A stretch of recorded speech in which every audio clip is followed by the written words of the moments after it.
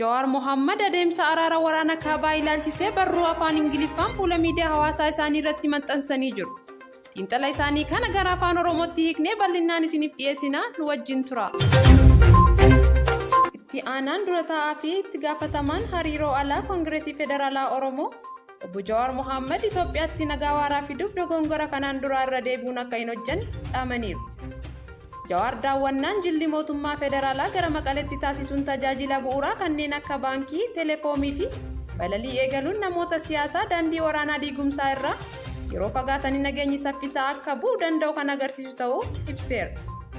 Itti dabaluunis xiqqeen gama lameenii mul'achaa turee fi waraana booda balalii jalqabaa gara Maqaleetti godhame irratti maatii walitti makuun miidhaa waraana keessa darbuun qaqqabe calaqqisiisuu ta'uu ibsaniiru. Adeemsa nagaa saffisaan deemaa jiru kana hundi keenya osoo itti gammannu dogoggora dhiheenya kana mudate akka irra hin deebine of eeggannoo gochuu akka qabus gorsaniiru. Hariiroo Maqalee fi Finfinnee gidduu jiru waliigaltee nagaa waggaa 4 dura Asmaraa waliin mallattaa'e wajjin wal fakkaata. Kana ilaalchisee Jawar dhimmoota bu'uuraa 4 ibseera. Duraan dursee wanti akka gaariitti akka deemaa jiru agarsiisu bira darbee waliigaltee dhukaasa dhaabuun mataan isaa bal'inaan dhimmoota siyaasaaf waraana kanaaf sababa ta'an calaqqisiisuu fi nagaa waaraa kan fidu ta'uu eeraniiru. Fakkeenyaaf hireen qabsaa'ota hidhannoo hiikkatan gadi fageenyaa fi bal'inaan ilaalamuu akka qabu ibsuun kun amantaa dhabuun hooggantoota Maqalee fi Finfinnee gidduutti uumame ture. Kan duraanuu gara waraanatti isaan geesse akka salphisu ibsaniiru. Kana malees dinagdeen Itoophiyaa humna waraana dhaabbatee 150 ol keessummeessuu kan hin qabne ta'us yeroo kanatti garuu 800 ol gama hundaan hiriiraniiru. Kanaafuu qabsaa'ota kana waliin waliigaltee fi wal hubannoo hidhannoo hiikkachuu yommuu irra ga'amu marii siyaasaa hubannoo naannoo fi federaalaan makamuun maaltu akka godhamuuf murteessuu akkasumas kanneen hawaasatti makamuun gara jireenya isaanii duritti deebi'uu danda'an hundeessuuf fi hojii uumuuf deeggarsa mallaqaa hedduu waan barbaachisuuf dhimmicha ala irraa xiyyeeffannoo kennamuu qaba jedhan. Kanaan wal qabatee hireen miseensota raayyaa ittisa biyyaa Tigraay duraanii raayyaa ittisa biyyaa irraa ari'amanii fi mana hidhaa jiran jedhaman xiyyeeffannoon kennamuu akka qabu cimsanii dubbataniiru.